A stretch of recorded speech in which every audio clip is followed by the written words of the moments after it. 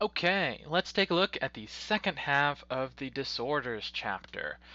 Starting with trauma and stressor-related disorders, this is a very straightforward one. This is a set of disorders associated with trauma, like experiencing war or really, really bad interpersonal issues, like violence in the home. A very common example of this set of disorders is PTSD, post-traumatic stress disorder, where you have experienced some sort of trauma and therefore you constantly are unable to get away from it. The problem with this disorder is where you have constant negative thoughts or fears associated with that past trauma. You constantly relive the trauma or have to avoid certain things. PTSD is something that by itself it doesn't really happen too often. It's most often related to a number of comorbid things such as depression or anxiety. Okay, dissociative disorders. This one is a set of kind of weird ones. Dissociative disorders are a set of disorders where people disconnect from who they are. So, where psychotic disorders or schizophrenia has disconnections from reality, dissociative disorders are situations where you as a person might stop existing for a little bit. We've got a video here, if you would like to check it out, about a man who went crazy for a day where because of extreme levels of anxiety. He's the guy who was behind the Kony 2012 propaganda that eventually kind of fizzled out because it turned out that he was a bit of a fraud. But he had this episode of dissociation where he went crazy. He was naked in the streets. He was yelling and screaming and stopping cars. And the thing is, he isn't, a normal functioning adult. It's just that for that period of time, the anxiety was so bad that he completely dissociated from who he was and went just kind of ape. So, uh, one example, there are several different versions of dissociative disorders, many different qualifiers. People may experience disruptions in consciousness, so you may forget who you are, or you may do things and then forget that you did them. Memory problems there. Identity problems, so you may suddenly become a different person. You may suddenly have a different temperament. There are sometimes situations where a person takes on a different personality and they manage to know a lot that would seem to qualify them to be that person. So, for example, someone who suddenly is a plumber. They've never been a plumber in their lives. They may actually obsessively look for information about that so that they can more accurately take on that personality. People with dissociative disorders may have problems with perception or motor control. They lose control of their bodies. They believe that their right arm is possessed, or behavior. Obviously, there may be a temporary or permanent forgetting or reimagining of your personal information. So you may find yourself in a position where you have dissociative identity disorder. This is the multiple personality disorder that people are probably most familiar with. And I've got a video here, feel free to check it out on your own time, where a person actually changes their identity kind of in the video. I've set the time there for it. Dissociative identity disorder is a condition when you have multiple personalities, most often resulting from some extreme trauma. And like in childhood, you will often develop a personality that can cope with the situation better than you can to kind of protect yourself.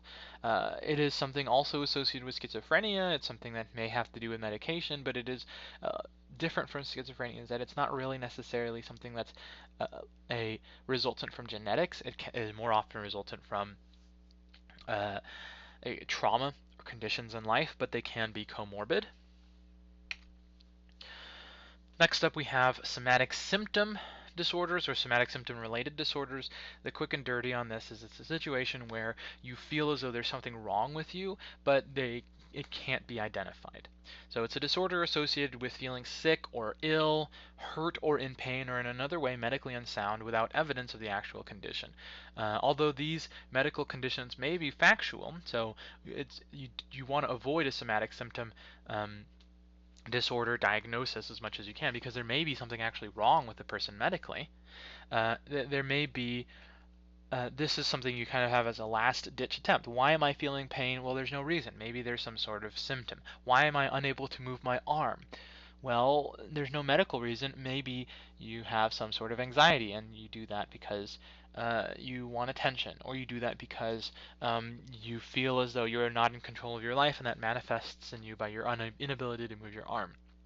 So it's a very weird one. It's an unusual set of disorders, and kind of the whole point is that it's an unusual set of disorders that has no really one specific symptom, but it is a possibility when other medical diagnoses cannot be confirmed.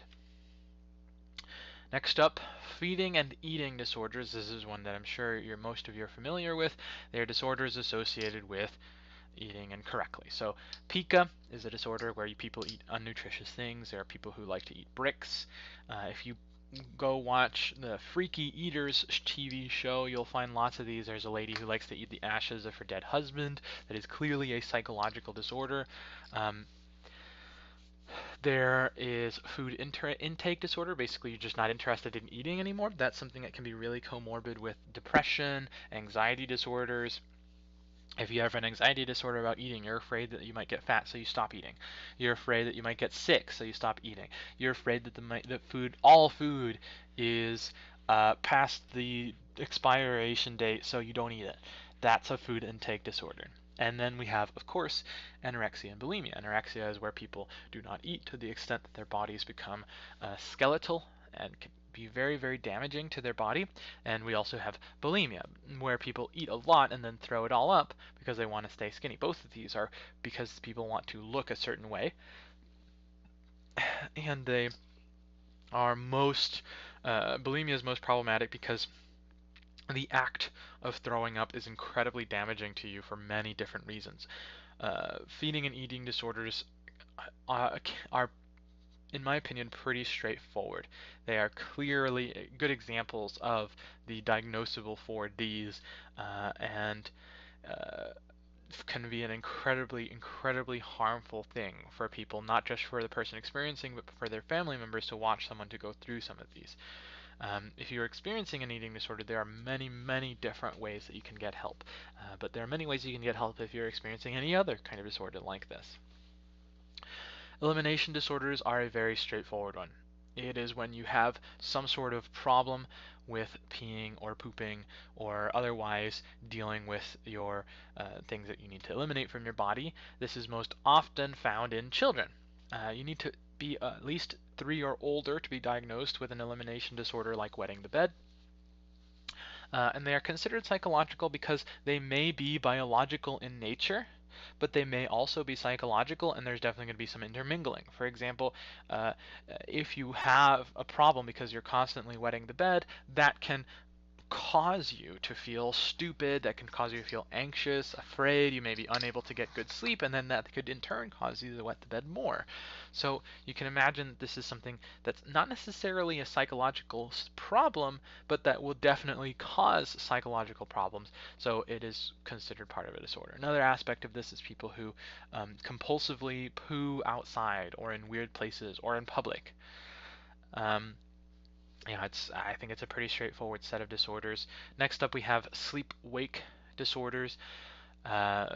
Pretty straightforward. People who have some sort of problem with their sleeping. A very common form of a sleep-wake disorder is restless leg syndrome, where people, when they're trying to go to sleep, feel as though they want to move their legs around constantly, and so they can't go to sleep. Of course, insomnia is a very common form of sleep-wake disorders. Or you may have breathing-related sleep-wake disorders, such as sleep apnea, which again are not sleep apnea is more medical than psychological, but it can cause psychological issues because if you're not getting good enough sleep, your mind is going to be in a weird place. An interesting, exciting, and a very unfortunate form of sleep disorder is narcolepsy, where you get sudden sleep attacks. You suddenly fall asleep.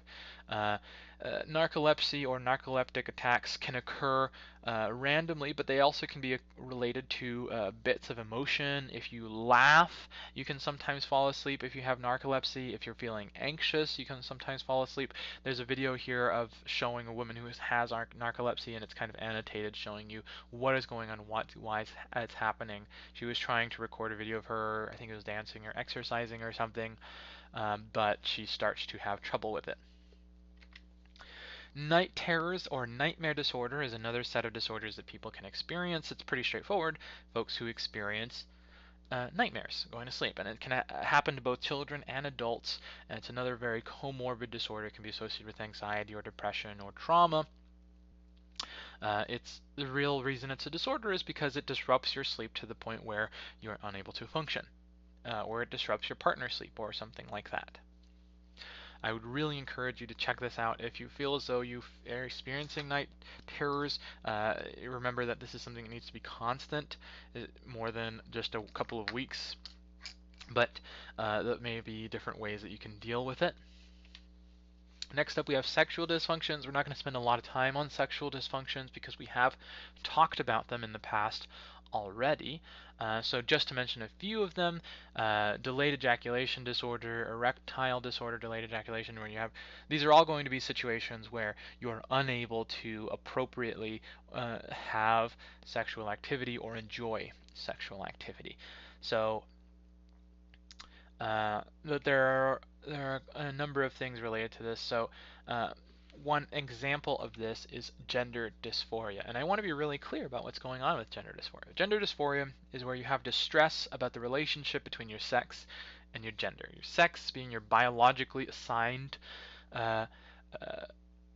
qualifier as being either male or female, gender being how you identify as being more masculine or more feminine. And a lot of people will think about gender dysphoria in a transphobic way, and they'll say, "Oh, being being transgender is a mental illness," and really, that is exactly the opposite of what gender dysphoria is trying to point out. Gender dysphoria is a situation where you feel you're a man trapped in a woman's body, or you're a woman trapped in a man's body, and because of that, you have anxiety, you have problems socially, you have problems mentally, you have so many different issues resulting from this inconsistency in who you are and who you feel that you are. So I really want to be very, very clear. This is not a condition that says that being transgender is wrong. It is a condition that says that people who may be transgender or who would like to change their gender or something like that may experience emotional problems or mental problems because they are not where they feel they should be. Remember, we watched a video about a man, or about a lesbian woman who pretended to be a man so she could learn more about maleness and male socializing, and she became depressed because she was acting as something she wasn't.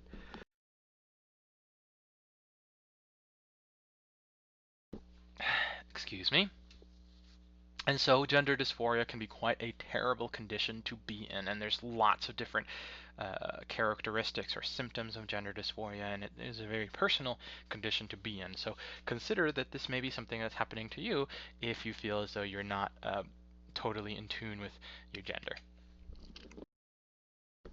Okay, next up, disruptive and impulse control disorders or conduct disorders. These are disorders associated with doing things that are bad, like pyromania, where you constantly set things on fire, like binge eating, where you eat way, way too much, like an unreasonable amount of food in one day or one sitting. Shoplifting or hypersexuality, being constantly thinking about sex to the point that you can't think about anything else. If you masturbate at work because you just can't stop thinking about sex, that is a conduct disorder. And it can obviously lead to problems in your life. If you have kleptomania, like you constantly want to steal things, or pyromania, you want to set things on fire, or you enjoy that fire, that is clearly a problem because it qualifies as danger because those things are illegal, but also because it can get you into really terrible positions. These emotional outburst disorders can cause you to defy authority and be irritable and ignore police. or ignore the law, for example. Next up, we have substance use and addictive disorders. Note that these are called substance use, not substance abuse. There's nothing psychologically wrong with using any substance that you like. However, some substances are more likely to get you addicted, and some substances are likely to put you in a weird mental state. Like I said, being drunk would be considered a substance use disorder because during the time that you're drunk, you are probably unable to drive in a safe and healthy way. You can't go to work drunk. Now, really, these disorders are most often associated with addictions to the point that they impair your livelihood. If you are constantly taking pills to the extent that you can't keep your job, if you are you love your if you love smoking weed to the extent that you have no money and you need to sell your possessions to get it. Um, that's not really something that probably would happen with that substance, but again, the point is that there must be some element of those 4Ds with these disorders. And so it's important to uh, be careful on how to use them in responsible ways. You know, you always see those drinking commercials that say drink responsibly. That's really the point here. The place where it becomes a disorder is when you are unable to be responsible with them, and it can happen with a surprising number or type or variety of problems. So honestly, as long as you understand the 4Ds, you can kind of imagine what substance use disorders are. Addictive disorders are going to be situations where the substance causes you to need it. For example, if you take substances that elevate your emotion, for example, that cocaine can make you feel as though everything is wonderful and everything is great and make you stop sleeping. You can become addicted to that, or to the point where it's difficult to enjoy things without the cocaine, or it can be difficult. You may experience a place where your brain is unable to produce those positive feelings without it. Another section of these disorders are addictions to non-substances. So you can be addicted to gambling, you can be addicted to playing video games, and they can be comorbid with the previous one. The differences being that with the previous one, with the conduct disorders, if you're addicted to the games, you are doing them to the like at work or where you can't work. For the addictive version of this, if you're addicted to the game, you may be unable to stop because you experience no joy without them. You have this problem coming down from them or the withdrawal of them. So you can imagine that you can have withdrawal from drinking, from doing drugs, or from stopping your addictive behavior. Okay, next up, neurocognitive disorders. This is a wide range of disorders, most associated with deterioration in your mind, most associated with aging. So this includes dementia and Alzheimer's and amnesia, but it also includes things like Huntington's and Parkinson's disease. Let's take a look. So dementia is a group of disorders where you are unable to function in daily life, most often associated with old age. There's no real specific disease associated with dementia, but there are a lot of different symptoms and problems, including memory loss and loss of judgment. Amnesia is memory loss, so it's not necessarily a disorder, it's more of a symptom. And Alzheimer's is a very, very different disorder. It is a disease wherein your brain is deteriorating over time. And so both dementia and Alzheimer's may cause you to forget things.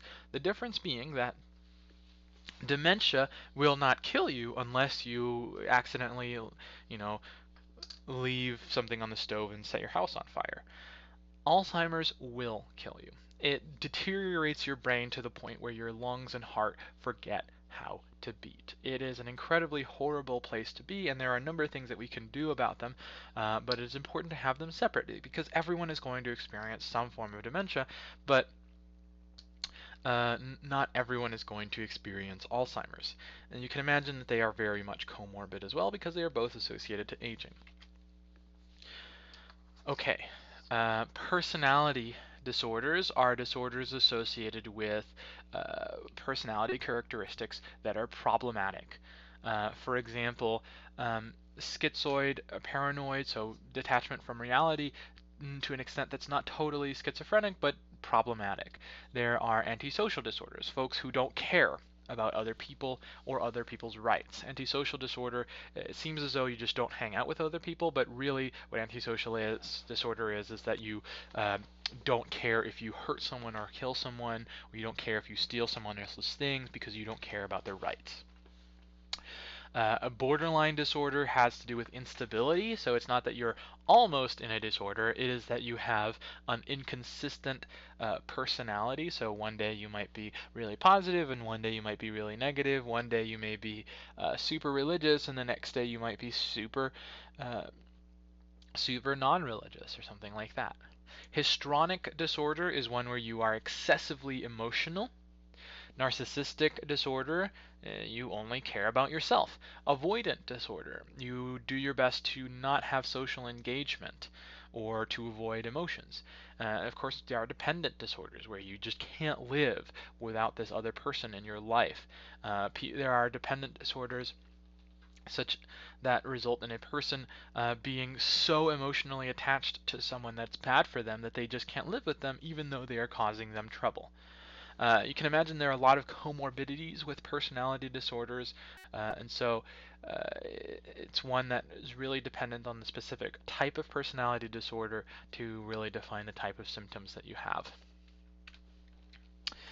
Okay, and the last one for today's chapter, paraphilic disorders are a set of disorders where you get some sort of sexual pleasure or gratification from things that really are problematic. So voyeurism, enjoying other people or watching other people, or without their consent watching other people do things. Exhibitionism is you exposing yourself to other people, most often without their consent. Exhibitionism can be associated with paraphilia, of course, paraphilia being when you are sexually attracted to children, minors, and interact with them in ways that are just not acceptable at all. Masochism or sadism, where you are sexually attracted or enjoy being humiliated, that's masochism, or being hurt, made to suffer. Sadism is the opposite, when you get sexual gratification from performing that psychological or physical violence. It's important to note that, again, masochism and sadism don't necessarily have anything wrong with them unless they qualify with a couple of those D's of abnormality. So you can have a person who is masochistic in their sexual preferences without having it be a disorder. If you are a person that's masochistic to the point that you need physically to be in pain or to be harmed before you can enjoy sex, that can be a disorder, because if you only get off when you have your finger cut off, then, well, you only have that many fingers, right?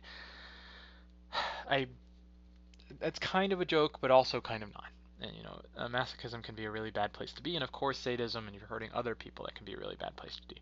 Finally, frateristic disorder is where you get off, you have sexual gratification for touching or rubbing other people consensually. So this is like if you go on a very busy subway and you rub up against another person, and that gets you sexual gratification. That's obviously troubling, and so this is a problem that needs to be dealt with because it's just not acceptable. Okay, I try to go through these quickly because there are quite a few disorders that we talked about 50 vocab words here.